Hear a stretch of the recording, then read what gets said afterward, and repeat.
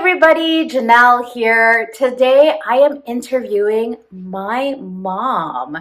As part of this forgiveness project, as you know, I am really committed to bringing love and healing and forgiveness to families through communication. And who better than to kick off this forgiveness project than to interview my mom, who is my hero and has been such a beacon of what it takes and what it looks like when you actually set your ego aside, stand in love, stand in family, and to have the possibility of having the family, the marriage, the life that you want. So thanks for coming, Mom. Hello, everybody. Do you want to say a couple things about who you are and anything you want to share with people about you? Oh, my name is Josie. I'm mom of Janelle.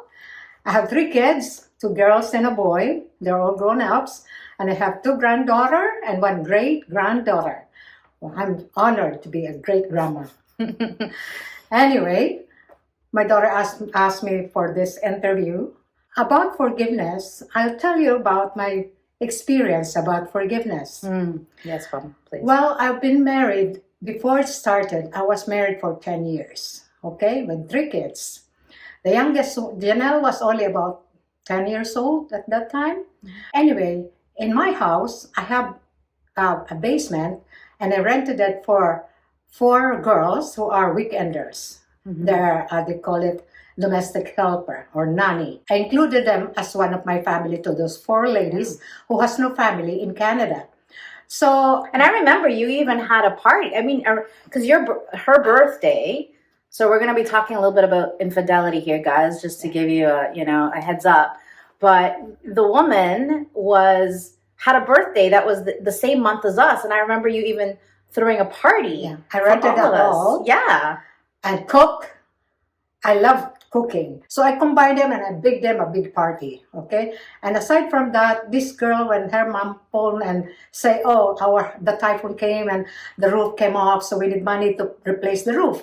And she said, she'll come to me and say, "Oh, Josie, my mom just phoned me, blah, blah, blah, and I need money." And I said, "Okay, I'll give you the money. You don't have to pay. I know you don't have that much money." So I gave her money. After 10 years of marriage, my husband and this girl had a relationship. A lot of people was telling me before, "Oh, I saw your husband with this girl." I'm not that a woman who's very jealous. I'm not the jealous type. So I say, "Oh yeah, because it's my sister. I never think that she'll do something bad for us." So one day I found out that they have a relationship. So I have to prove it to myself that it's really true. So I did it and I caught them. So I said to my husband, "Let's talk about it." And then, well, how did you catch them? Well, I went to the place where the woman is renting, because partly he left my house. When I asked them, confronted them if they're really a relationship. But they told me I love gossiping. So girl said, "Oh, if you're telling me that I have a relationship with your husband to prove to you, I'll move out." I said, "Fine, if you want to move." So one day, somebody told me that my husband and her is in this place. So I took the address. At 5 o'clock in the morning, I went there. So I parked my car in front of the house and I waited for them. I think I was there with you. I remember. So here's a memory I have. I remember being being in front of their house in the car with you. You're sleeping early in the morning. And then all of a sudden you're like, "There they are." And then you ran out of the car. And then I heard screaming. And then, is that when you punched her? Yes. I punched her because I said to them, "Oh, is this gossip? It's not gossip anymore." And then the girl told me, "Why are you chasing your husband? Your husband doesn't love you anymore. Leave her alone. Leave him alone." So I punched her. I punched her in the nose. So I start bleeding. And then my husband gave me a hug.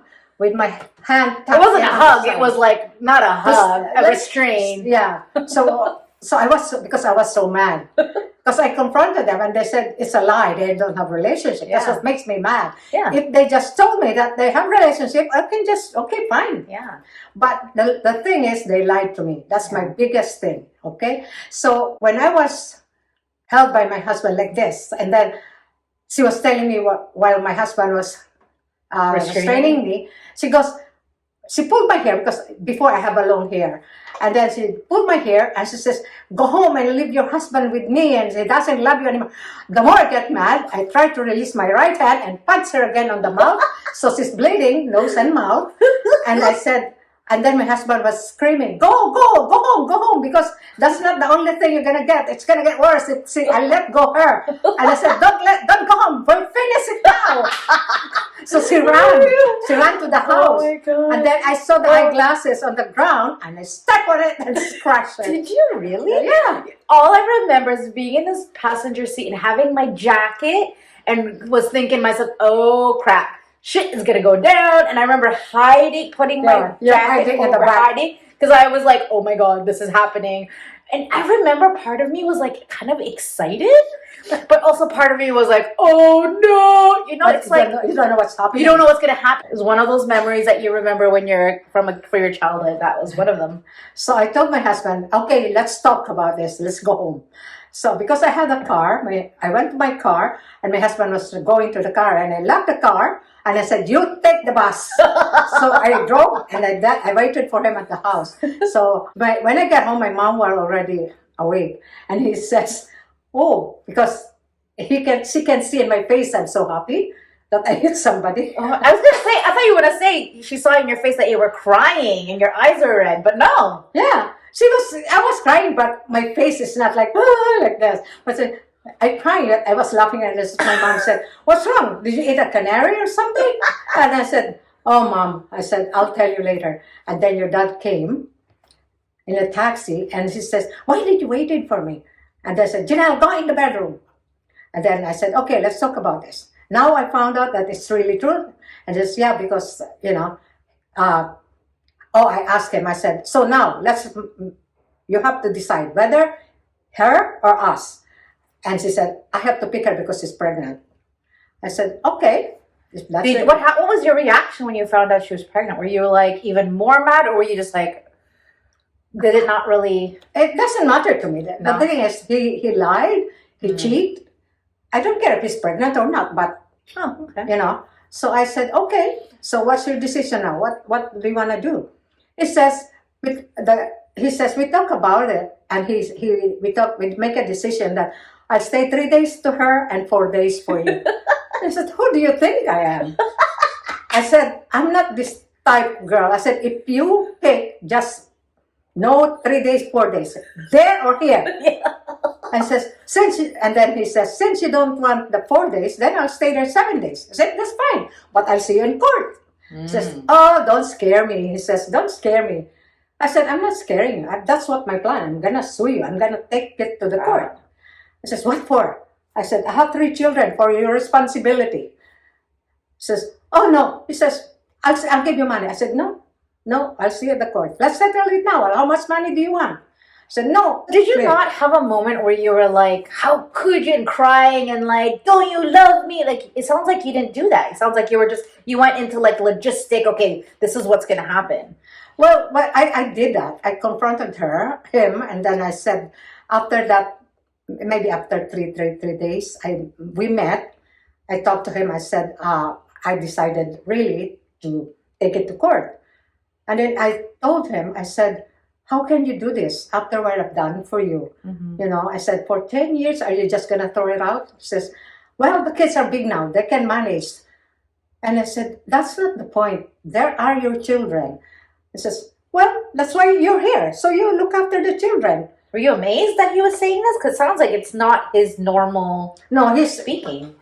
Honestly, your dad is, for me at that time, since the time I met her in the Philippines, for me, he's a perfect guy. Yeah. Even though my mom doesn't agree with him, but in my heart, in my eyes, I love him, and for me, he's a perfect guy. So I sponsored him to come. When it happened, when he moved, he came back. He wants to take all his clothes to bring it to house, to her house. His new house. She took a suitcase, put clothes in it, and I said, "What are you doing?" She says, "I'm taking this to my new place." So I kicked that suitcase. I said, "You're not taking anything from this house because those clothes, you bought it with my money and your money. If you want a new, and if you want some clothes with her, you spend your money and her money, not my money and your money. Leave it." So I kick it. And then he was so mad at me. He says, "You're so selfish." I am selfish? I'm giving my husband already away? I'm selfish? I'm not, I don't think I'm selfish. I said, "I'm giving you away because he likes you. So I'll give her to you. I'll give you to her." He says, "Oh yeah, you sleep." Says, "Still selfish. Okay," he says, because we used to have 3 cars. Yeah. And then he says, "Okay, I want to get one of the car." And as one of the cars, I want the van. And I said, "Why?" He says, "My girlfriend and I will deliver newspapers." I said, "Okay, you deliver newspapers, but you're not going to take any car." And then he took the key. But I told him, "Remember, all those cars are mine under my name. The insurance is mine. The registration is mine. You can take it. But as soon as you take out the car in the garage, I'm going to put in the police and say you don't live there anymore. And you're stealing my car." He got scared and he threw the keys and he left. I said, "Okay." So that's it. So from time to time, he phones, and if I found that it's his, because there's no cell phone at that time, I say, "Hello?" And he goes, "Hi, mommy." I put my phone down. I don't want to talk to him because I'm going to cry.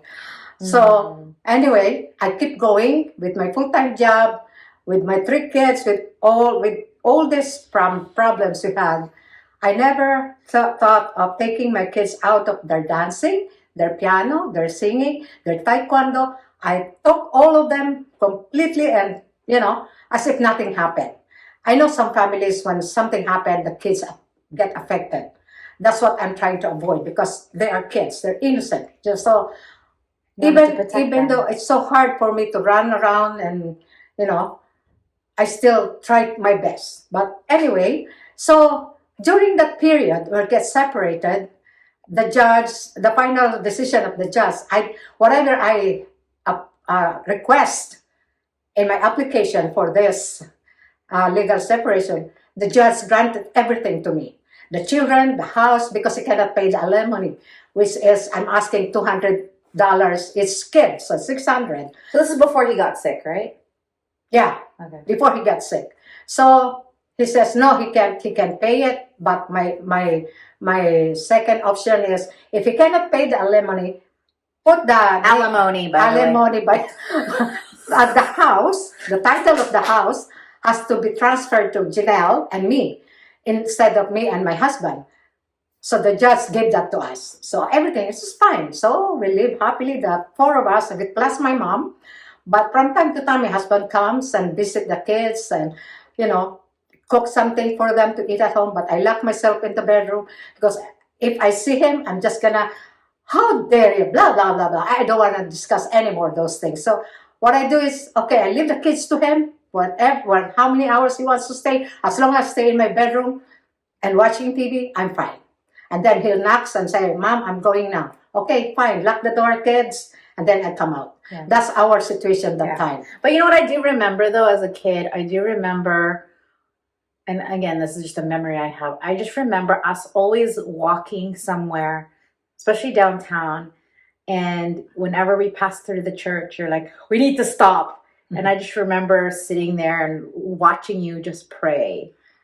Yeah, because that's all my strength coming from. Like all this happening, I don't like I know some wife or mother who's just been separated gets so down and devastated. But for me, I've been a devotee of our Mother Mary, and for me to hold on to her, it gives me strength. Like, "Josie, you can do this. You can do this for the sake of your children." That's always in my mind, that the children needed me. I cannot be sick or I cannot be, crazy because of the children. Never mind. I said, I can find another husband, but not my 3 children. He can live there. Yeah. It's okay. Yeah. If I need a husband, I can find. I Yeah. said, I'm not. That's what I said to him. I said, it's okay. You go there. You live there. For me, if I need a husband, I'm not ugly. Am I right? Am I ugly? No, Mom. No, you're not. I said, I'm not ugly. I can find any man. But for you, for me to die for you, I can't do that. But, okay, go. Just go. So I don't feel too bad being left by my husband, because in my heart, as long as my children is with me, I'm fine. And my devotion to our mother and to God, that this is my life that He has given me. I have to accept it. So that's always in my mind. That, plus, since I was a kid, I've been a devotee, so we call it a mother perpetual help. Well, every problem I have, I give it to her, and then I'll get the answer. Yeah, it's so I working with so many people that have gone through infidelity and cheating. Their automatic is like, poor me, I'm nothing, I'm unworthy, and then anger so much. I mean, you did go through anger, but there's always this they feel worthless. And for you, it sounds like you didn't really go there. You were just like, no, I need to keep going. I need to protect my kids. If he doesn't want to be here anymore, that's fine. That's fine. Is that right? Yes. My most important thing for me is my children. Yeah. Because mind you, in my mind, I always think, even before I got married, that you can replace husband, but not your mother or your children. Yeah. So then can you share with the story that you were telling me about getting the phone call from the babysitter? Because I think that was pretty amazing. Oh, during that separation, they lived together. My husband or the girl posted our home phone number in their fridge. So the babysitter one time phoned me and said, hello, can I speak to Mrs. Luciano? And I said, yes, speaking. Oh, she said, you don't know me, but I'm looking after your husband's son. And my husband, oh, I said, yes, what's going on? What's wrong? She says, oh, because I came at the door and they were leaving and they forgot to leave the milk. The baby has no milk. And I don't know where to go, what to call, because there's no number of their work. And I said, I can hear the baby crying at the background. So I said, so they left without milk? Yes. Okay, give me the address. I said, so she gave me the address. And I said, okay, I'll give you the milk, but I said, give me half an hour. You go out of the apartment. I'm not going inside the apartment, okay? So I asked one of my girlfriends to come with me. And my girlfriend was so upset. She doesn't want to come. She says, if I were you, I'm going to pour, what she say? I'm going to pour a boiling oil on that kid. He says, why they're trying to slave you for that? He says, no, the kid has nothing to do with it. It's the mother. It's not the kid. So anyway, I brought the milk and I give the receipt to the babysitter. I said, here the receipt. Tell them you bought it. Don't tell them that I bought it. Okay, so they can give you the money. And you keep the money. He says, okay. And then few weeks again, she phoned me again because there's no Pampers. I said, no Pampers. And in my mind, I've been through, I have 3 children, that Pampers is very important, milk is very important. So I said, okay, I'm coming. So I told again my girlfriend, I'm going there to give, I'm not going to go with you to go there. He says, I'm getting upset. He says to me, why are you doing this? Yeah. And I never told it to my mom, who lives with us, that I'm doing this for the... She would be really mad. She's going to hit my head. She would smack you. Absolutely, absolutely.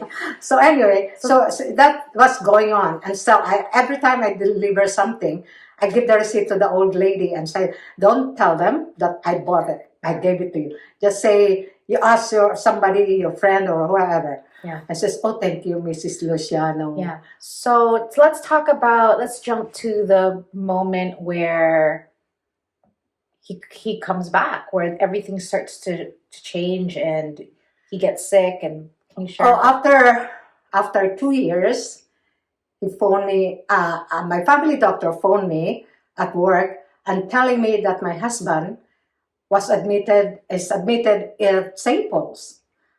And I said, oh, what for? Because my family doctor knows we got separated. And then he told me, as a wife, I think you have the right to know that he's sick. I said, what's wrong? Well, he came in for checkup because he has a fever for 2 weeks. It doesn't go down, and he's complaining of severe headache. So I said, so what's the diagnosis? He says, well, I don't know yet, but I sent him to St. Paul's to have blood test done. And they called me, and they said they test the creatinine, and anyway, it's too high, and they won't let him go out of the hospital because anytime he'll collapse. And what's creatinine involved with the kidney. Kidney, okay. So anyway, so I was standing there, I put the phone down and kept thinking, oh my goodness, I hope this is not karma for him. I feel so bad for him. Like, you know, I said, oh, I better go. So I was working until 3 o'clock. So you didn't find out from Dad? Dad didn't tell you? You found out from the doctor? Yeah. I didn't know that. Yeah, Dr. Locke was the one who told me. So I went home from work. I cooked for the kids, fed the kids, and I told the kids, you eat. But I didn't tell them I'm going to the hospital to visit my husband because my mom is there. It was going to kill me. So I just go there and visit him. And so I went there and I said, so what happened? He says, I don't know yet. Because tomorrow they're going to do a biopsy. Okay, can you do me a favor? I said, what? Can you bring me some clothes like brief, shirt, toothbrush, that all these necessities. And I said, why don't you phone her and ask her to come and bring it to you? Why do you ask me? I'm just here because Dr. Locke told me, if I didn't come, then you're going to stay here forever. They're not going to send you on the ward. I says, thank you for coming. I says, anyway, so are you going to tell her to bring? And they go like this, please, mommy, please bring me. Please. I said, there's something is going wrong in the relationship. I can feel it. Yeah. So I went home and pick up some stuff and bring it to the hospital. And then that night, he started crying. And he says, I'm sorry what This is in the hospital, in the room? In the hospital, yeah, in the room. And then he says, I'm sorry that, I made a boo-boo of our family, blah, blah, blah, blah, blah. And I said, well, it's over, it's done. There's nothing we can do now. All we have to do is for you to get better. And he says, oh, I hope I'll get better. I said, you will, just pray. I said, the Lord is the only best doctor in the world, I said. So that's all you can do. So I said, okay, I have to go. And then he says, are you coming back tomorrow? I'm working tomorrow, so I don't know. Plus, I have the children tomorrow. My mom is working tomorrow, so I don't think I can come. But that following day, I don't know what happened, but somebody called me, one of his friends, a male guy, which is my husband, I think co-worker. He knows that my husband is sick. And he was lecturing me to take him back to the house, accept him back because he's sick. And I said, why should I do that?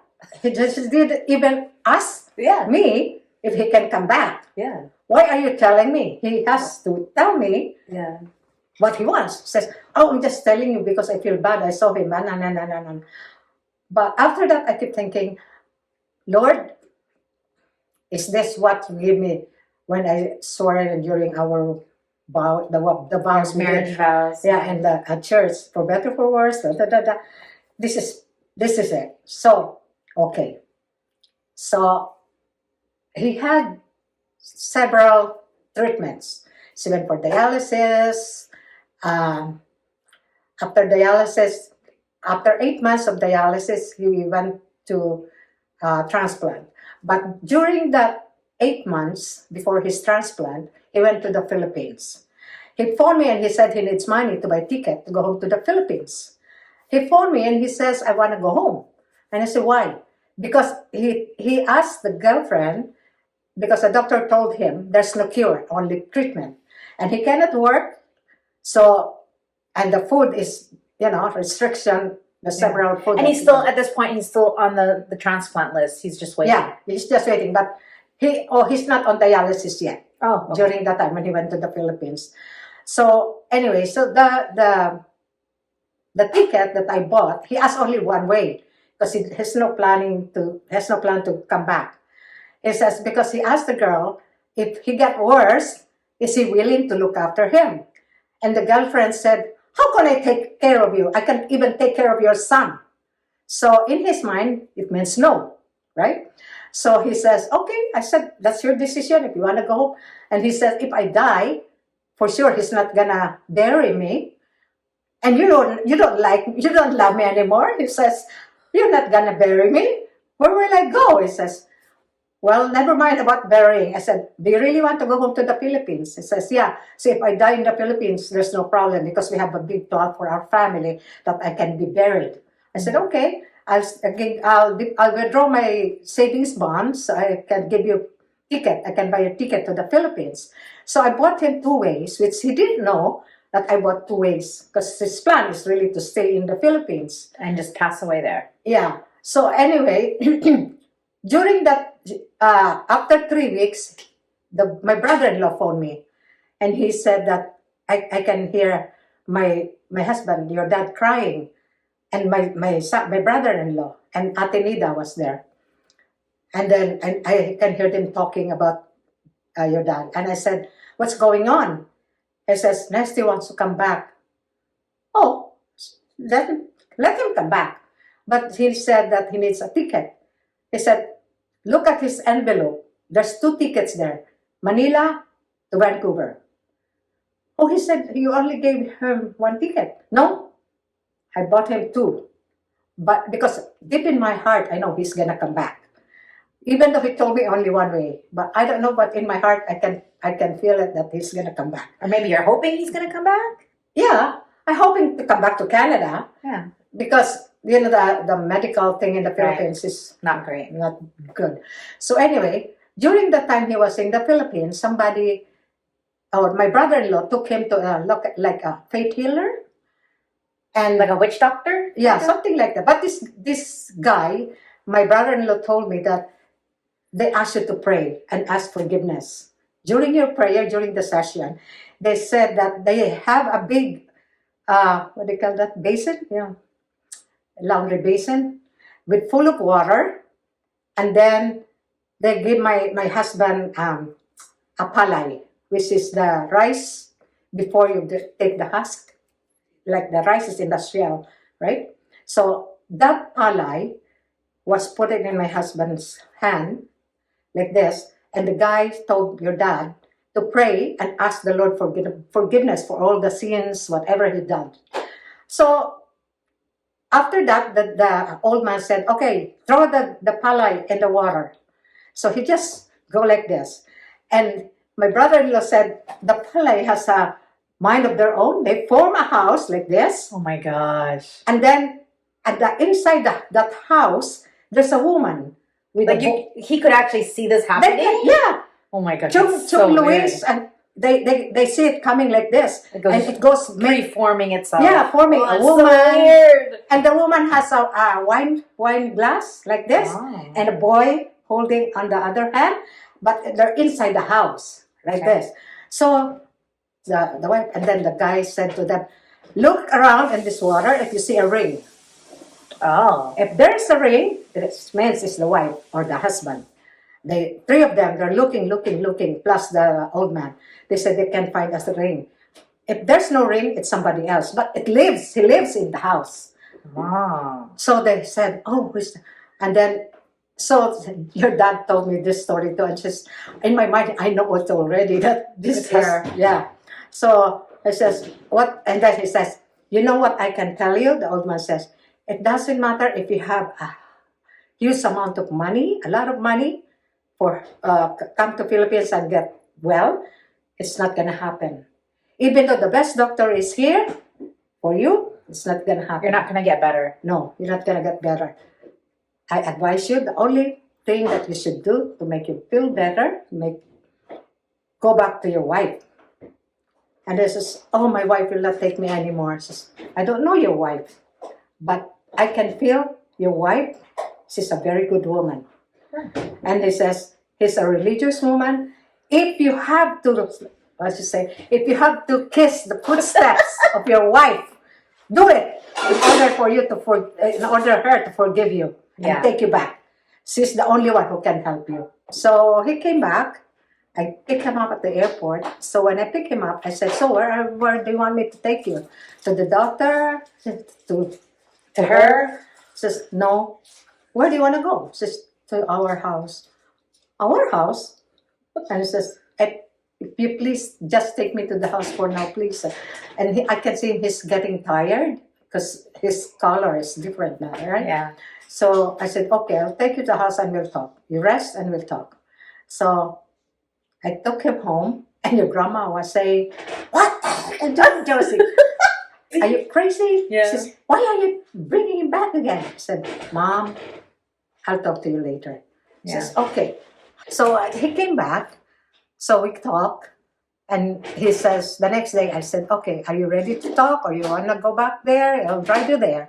And then he says, no, I want to talk. So he said to me, I'd like to come back completely in this family. What was your reaction? Were you like, heck no? Or you're like, yay? Were you No, confused? I didn't say anything yet. For that time, I said, are you sure?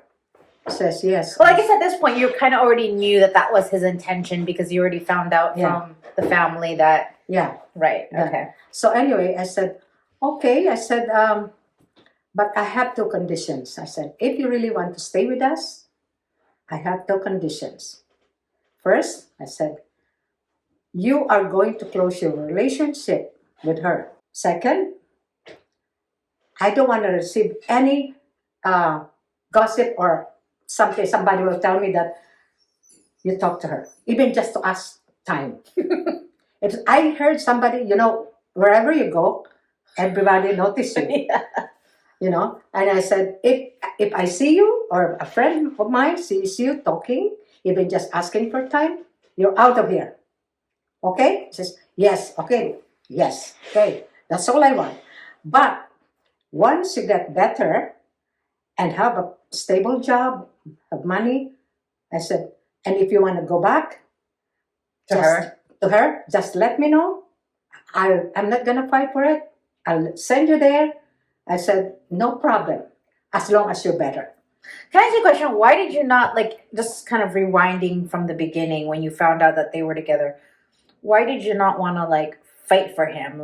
You kind of were just fine, if you want to go, go. Because he's different person at that time. I can feel it that, right. Honestly. He's not the same man that you married. No, because honestly, since I met your dad, I never heard him swear. Yeah. But during the time that he's getting upset all the time, he's always uptight. Irritated. Yeah. You ask a question and he make a big thing out of it. So I noticed that something's wrong, but I cannot accept it because I know him. Yeah, right? You know who he is. Even though I cried every night. But in secret? Remember you saw me in the tub when you came into the bathroom? No. And then the light was off. I think Mary Grace. Somebody came into the bath. I was lying in the bathroom in the tub like this with water. I was crying, and then somebody came in and used the toilet, turned the light on, and they go, oh! And I said, Mom, are you crying? I said, no. It's taking a bath in the dark. But I was crying, I was sobbing at the tub. So anyway, I don't want my mom or my children to see me crying. So anyway, pretend that I'm a really strong woman. Yes, that's a thing in our family. I tried. So anyway, so he came back. So I said, once you get better, I want you to tell me if you really want to go back. Right. I'm not going to make a big fuss out of it. I'll let you go there and, leave us at peace. I don't want any fighting or swearing, just peace. That's what we have now, I said. And if you're going back and forth, no way. I said, here or there, just let me know. I'll send you there. So once he started having the treatment and the transplant. So all that way, that the time on the process of dialysis to transplant, I was with him all the time. Okay, he never goes to her. He never, even say delayed coming home because he went there. No, he does. I said, I said to you that if you really have to see your son there, just let me know that you're going there. I won't argue with you. But he said, I know you told me I can do it, but I don't want to do it. I said, why? And then and this is funny because when he started working, I said, now you can send money to your son. No, even $100 just for the Pampers. No. I said, why? He says, do you want me to? I can send it if you don't want her to know that you're sending it. I'll send it. No, no, no, no, no. I said, why? Because I know her. She said, if you put food here and give it to her, she's not going to eat only that food. He'll eat the whole body. Wow. There's no satisfaction. She goes, so right now we're at peace. Let it be. Well, don't disturb this peaceful in the house. Yeah. I said, otherwise she'll be on the door, on the gate, and say, Ernesto, we need money. She's that type of woman. Yeah. And I said, I should have done that when you were with her. Ernesto, my 3 kids are hungry. Yeah. I said, no, I never thought that you're going to do that. I said, well, I said, for me, I want peace. I want happy environment for my children. Yeah. And, and I said, okay. Yeah. So if you don't want, that's fine, I said. So what was life like after he got better? And so when he get better, oh, this is funny. I saw the wife, the girlfriend, the girl at the bus going to work. I saw the girl. She came on the bus. I waved at her to come and sit with me so I can chat with her. Why would you want to chat with her? Well, things just happen. You cannot do anything about it. I might as well get friendly with her. Oh my God! Who would do that, Mom? Nobody would do that except you. My first thing when she came up, oh, Rosemary, so I moved like this. It's such a weirdo. So sit on the front. I don't okay. She probably think you're gonna punch her again. That's probably her thought. No, I was smiling. How can I punch her? Oh yeah. At the time, that time I punched because of their lying. Yeah. And not because they have the relationship. It's because they lied to me so much. That's how I punched them. I punched her. So anyway, so the second time I saw her again. She's already on the bus. So when I came in, I saw her. I sat beside her, and I said, "How are you?" Okay, it's okay. Then bring gets off. Oh yeah, I'd be kind of uncomfortable too, right? And I said, "Oh, is this your stuff?" This answer. And I look at her and I said, I feel sorry for her. I've been, how do you say, I pity her because I put myself on her situation. Like, I will be, I'm not scared, but I'm ashamed. Yeah. That I felt that. I said, maybe she's ashamed of what happened. But I want to be friends with her. Why? I don't know. When I saw her, I don't think her as my enemy or something. Maybe you just missed her friendship, because you guys were so close for so long. Maybe, but and now you have your husband back, so it's kind of like nah. I don't know. Well, if some of my friends, I told the story because if I knew that time, I said, "Are you still seeing my husband?" Tell me the truth. Yeah. No, I said I smiled and I said, "Come." Or I sit with her and I chat with her. How are you? Da. But she doesn't want to talk to me, so I let her go. So. That's it. I said, so I let her go. And then I saw her again at the cathedral. And then she gave me a hug. And she started crying. She says, Josie, I'm sorry. I did terrible. Josie. Shh. I said, we're in the church. It's okay. Forgive me, Josie. I have forgiven you a long time ago. Forget about it. Okay? Wow. It's done. There's nothing we can do about it. So how are you able to forgive someone who basically destroyed your marriage? Honestly, I don't understand. I don't know. It's just, I guess, because I'm devoted that God guide me all the way. Because as soon as I get out of the house, I always pray to the Holy Spirit to guide me. I guess the Holy Spirit, giving me this calm feeling that forget about it. Be happy, It's not gonna, if you get mad to somebody, like if you hate somebody, for me, what can I gain for this? The hatred, right? Yeah. Of refusing to give forgiveness. Yeah. Somebody said, please forgive me, I did this at time. No, I don't see anything will happen good if you don't forgive. Well, I think a lot of people would say that is unforgivable. Like it's so beyond for the realm of forgiveness, one might say. I don't believe that. Nothing is unforgivable if you really want to forgive. Yeah. If you really want to forgive, don't say, okay, I forgive you, but I don't want to talk to you. Just don't look at my, just, I forgive you. That's not forgiveness. For me, sometimes I sit down and I said to myself, how can I do that to her? When I see her at the bus, I'm so happy to chat with her. You know? That's how you know you can forgive them. Yeah. You've forgiven them. Because if you say, okay, I forgive you, but I don't want to see you, don't talk to me, that's baloney. Yeah. Okay, so do you see any situation then that's unforgivable? Like, let's say there's someone who hurt your child or hurt someone you love. Like, where do you see is like, I can't forgive that? Is there anything there you see? As long as you believe in God, the forgiveness of God, the love of God, nothing will happen bad to your family. Because you pray for them. Well, then how about people who don't believe in God or don't believe in Mother Mary, or maybe they're spiritual, they believe kind of God, but they don't have that. Or would you say then that it's harder for them to forgive? If you think you cannot forgive, always put yourself in their shoes. If you're in their shoes and you feel what she's feeling at that moment, how do you feel? Well, and I think some people might say, I would never do that, right? I would never get divorced. I would never cheat. And next thing you know, you're there. Don't say never. Right, exactly. You're there. It's so easy to judge what you think, I would never do that. And I've been there several times where I was like, wow. In the past, I would say, wow, people who get divorced, they're quitters. They, blah, blah, blah. And then I had to go through it. And then it was like, wow, right? And it's so easy to judge when you've never been there. It is. That's why I said, don't say never.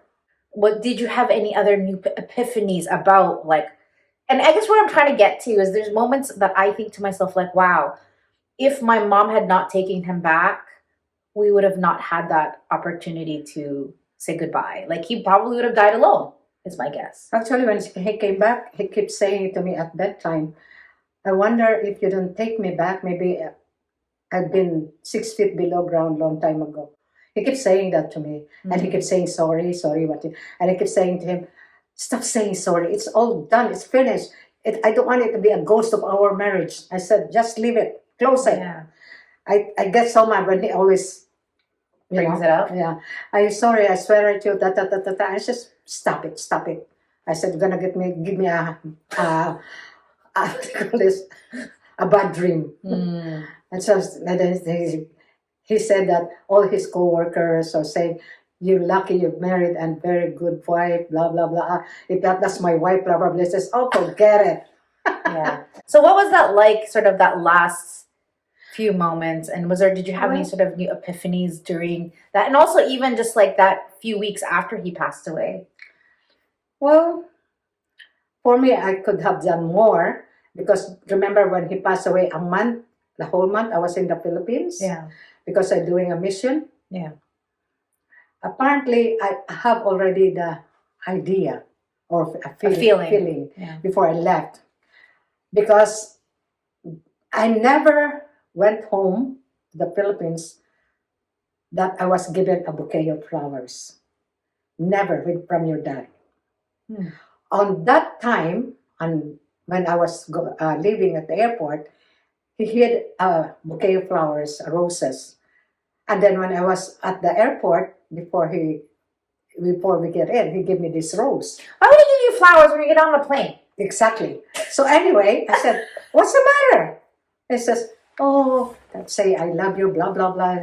And then he goes, stop it. And then I was at the airplane and I kept thinking, for the first time in my marriage, or, since we get married, I never had, or every time we leave, every year I go to the Philippines, he never gave me flowers. So kind of something in my mind is working like, Lord, is this a sign that you're preparing me for? So when I come back, and remember he's saying that during his attack, he lost his mind, but he kept saying to me, I love you so much. I don't want you to get sad. I want you to always smile and be happy. And I said, oh, yeah. I said, that's a long story. Long time ago. I know you love me. Stop it. And then as soon as I pass by again, he'll repeat it. I love you so much. I love you so much. I want you to be happy. I don't want to see you sad. And don't cry. All those things. And he goes, I keep saying that. You sound like a broken tape recorder. Yes. It goes like that. So were you getting scared or were you just annoyed at that time? I'm annoyed because I was annoyed because I just woke up and he is holding a glass of milk.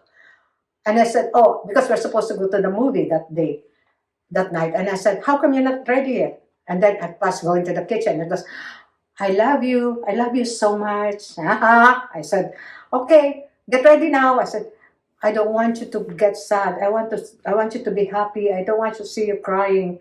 That's why when he passed away, when I went to the cemetery every day, I cried and I said, see, you see me crying because of you. You don't want to see me cry, but how come you left me? Yeah. But I don't know. I guess during that time, remember before he passed away, before I went to the Philippines, I noticed your dad is deteriorating. Yeah. I already, if you work at the hospital, you'll notice all these things. So I noticed that he's starting to get deteriorating, and This is when we're already at the hospital? No, in the house. Oh, in the house. Okay. Before I left for Philippines. Oh, okay. I noticed that I think for 3 weeks before I go home to the Philippines, I noticed that even the way he talked, he's a little bit slurry kung when he speak. So I noticed, and plus he's kind of, sometimes there's a time that maybe 2 seconds he'll get confused. And I go, hey, it goes like that. So in my heart, I can feel it. I can feel it that something's gonna happen. But I already booked this mission in the Philippines because the people that I contacted in the remote areas, are already waiting for us. So I cannot postpone. Plus, there's a lot. 5 people came with me, or 7. So I don't want them to. I don't want to postpone it also because of them. Right. They're looking forward to this mission that we're doing in the Philippines. And this mission is about the children and the family that we can teach about God, all this. It's all in remote areas in the Philippines, which really impossible for them to go to church because there's no Right. transportation. That's the places that we go, and we bring groceries and from our own pocket. We buy all these things from our own pocket. So I cannot do that. So anyway. I have a question. So have you ever thought of, what if I didn't take him back? Did you ever think about that? Like where would he be now? Or how would you have felt finding out that he passed away? I felt guilty. You would feel guilty? Do you think you would have done, looking back at how you behaved and how everything went, do you regret anything? Or do you wish you could have changed something? Change something? I don't think I can change anything what God's planned to me. Okay. It's that for me, when things happen, I consider it's God planned for me. It's up to me to act or follow what's in my mind that was put in my shoulder. Yeah. But I don't know. I'm so lucky that I'm also blessed that I can sometimes feel the Holy Spirit to guide me. Mm-hmm. So during that time when we get together, even during our sleeping time, bedtime, I always ask him, I said, during the time when you're, how do you say it, crazy with this woman, do you ever think of me? And he said, I always think of you. And that's my question to you. I wonder what made him do it. And he answers, he doesn't know. Yeah, I get that a lot from men too, actually. And I said, do you love her? No. And why do you have Peter? I was wondering how come all of a sudden she got pregnant. But all I remember, he says, is on her birthday, she invited me because her employer are not in the house. They went on a holiday. She's alone, and she said she's scared in the house, so he has to drop her, and then they start drinking. I said, her boss house, that the wine belongs to the employer? I said, I think so. She says, that's all I remember, that we start drinking. And then I woke up in the morning. I ran because we have to clean the restaurant. Well, And then she got pregnant. mhm. Interesting. So here's my last couple questions. What would you say to women who have experienced infidelity, are angry, but they love their husband, but they said this is the line that you never cross, and now they crossed it? What is your advice to them, or what is it that you want them to think about? The first thing you should think is your children. How would your children will think if you divorce or get separated or get angry to each other? Where's the love that you can teach your children? And you cannot tell your children in the future to forgive, because you yourself has to show this. As I always said to my children, forgiveness. That's the main thing you have to do. Mm-hmm. Because if you don't forgive, it will haunt you forever. Mm. And what do you gain in this? Hatred, sadness, crying all the time. Being right, being righteous, being the ego, having the pride. That's what they Take the get. pride. It doesn't do you any good. Honestly. Yeah. To become a good person, you have to take off the pride. Mm-hmm. Give forgiveness. Put your shoes on somebody's shoes. Put your feet in. Feel the experience that this person is feeling. Do you know how hard it is for a person to ask forgiveness?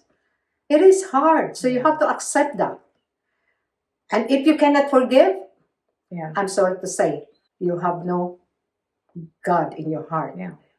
Well, I think what a lot of people say, well, the fear is if I forgive, that means I'm allowing him to do it again. It means I'm making it okay. You don't know that.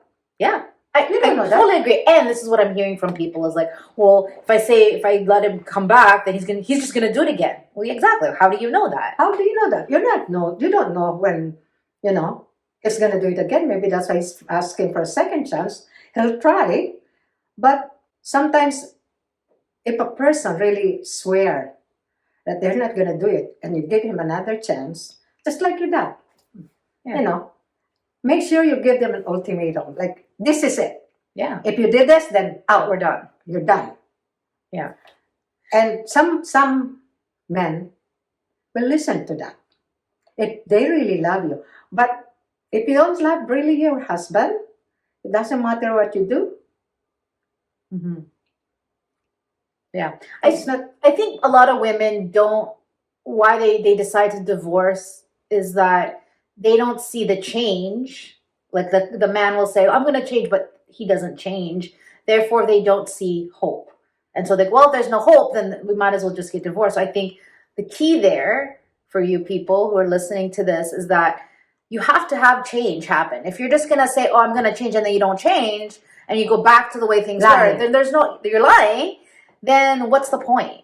But to their defense, change is hard. It's like saying, okay, I'm going to lose 20 pounds this month. I'm going to do it. And of course, how many of us either do it, but then revert back, or we just don't do it all because we don't know how. It's not like we don't want to. We just don't know how. So I think the getting help, getting support, hiring someone, getting a coach, some accountability structure will help you stay on track, because your old identity, your old thinking, your old listening is going to keep showing up until you make a big drastic change. But I think with dad always loved you. Like, I think that he made a mistake, and whether or not this woman drugged him or whatever, I don't know, but he really saw the impact of his actions, had a relationship with God, had a come to Jesus moment, and realized, like, I need to just cut this off. And for some people it works, for some they need help. Yes. Do you have any last advice for people who are really willing? So let's take it out of relationship or out of marriage, but let's just think about how many people have never spoken to their mother, their father, their brother, their sister in decades because there's this fight that they had and they've been hanging on to it, and they don't think that they should have to ask for forgiveness. Like, what is your advice for those people that are dealing with just family members that maybe this family member drives them crazy, or is so annoying or critical or judgmental? Okay, if you have those family type of families, what you should do is just keep saying, call them, say, hello, how are you? If they say, ah, la, la, la, la, la, okay, thank you, bye, put it down. After a few weeks, call them again. How are you? Are you okay? And they start swearing, okay, accept it. But don't give up. Don't give up. Keep doing it. If you really want to reconcile or build your family together, it's you. If you don't do this, all of you will suffer, right? But if one person will act wholly, completely, the goal, what he's doing, like uniting the whole family, one person is enough to do it. Yeah. To change the whole thing. But you have to be devoted to really this goal. This is what I want. Yeah. And patience. Yeah. Right? Patience. And Yes. I think we sometimes forget that. Well, one thing I notice is we take things so personally. We think that just because someone is acting a certain way to us, it's because of us. We forget that we don't know what's going on with the other person in their life, in their health, in their stress, in their family, in their self-confidence. Maybe they're dealing with a sickness, but to us it shows up as, oh, they're not interested, or they're being irritable or annoying, or they don't want to talk to me. And if you're It's called ego, right? Yeah. Ego. And if you're trying to unite your family who are fighting or whatever, don't mention the past. What you did the past or what you did on the past that makes you fight More. Just say hello, how are you? I'm concerned about you because I love you, Yeah. I know you're mad at me, but you're still my family, so I love you. If you hate me, I can't help you, but I still love you. If you don't accept my love, I'm just still sending my love for you. Yeah. If one person will act, let's say five of you, right? This person acts like holy, and during that time, this four listening to you, listening to this person. Okay, they swear one time, two times. You keep saying, "Oh, okay, I still consider family." You insist the love, the forgiveness. I bet you, with that four remaining, one will come and join you to encourage these three to do the same. Yeah. Just tell them how you feel after you give the forgiveness, after you receive the forgiveness, or after you give the forgiveness. Let's say I'm telling you about our family, blah, blah, blah, blah, and one person will say, I forgive you. And then you say to her, I forgive you. This person will feel how you give her the forgiveness. And you yourself, oh, I'm proud of myself. I forgive somebody. It is a good feeling, Yeah. Instead of, oh, I hate her. Every time you see that, it makes your face ugly. Honestly. Yeah. I always said to my friends, how come you're 73 and you don't look like 73? I said, because in Filipino we say it, because if I have problem, I don't stuck on it. I just pass on it. Yeah. Yeah. That's awesome, Mom. Thank you for sharing your story. My pleasure, sweetheart. I hope I can help somebody. Yeah. To at least lessen your trouble. Yeah. Because I think a lot of people want to forgive, but there's something in their ego, in their pride that says, I can't forgive. That means I'm saying that what they did was correct. But that's not what forgiveness is, people. Forgiveness, really, at the center of it, is about you and your experience of your life, and freeing yourself from the emotional tie, the negative emotional tie that you have to a person, a situation. Because every time you think of them, every time you think of that situation, it's not a good feeling, and you're just hurting yourself. And I guarantee you, if you really, really give somebody's forgiveness, give somebody your forgiveness, I guarantee you feel something in your heart. You'll be proud of yourself. Being the bigger person. All right, guys. Thank you so much. Watch Thank for our you. next video, and please share your comments below as to what you got from this and how you felt about meeting my mom and anything else you want to share. Thanks, guys. Thank you.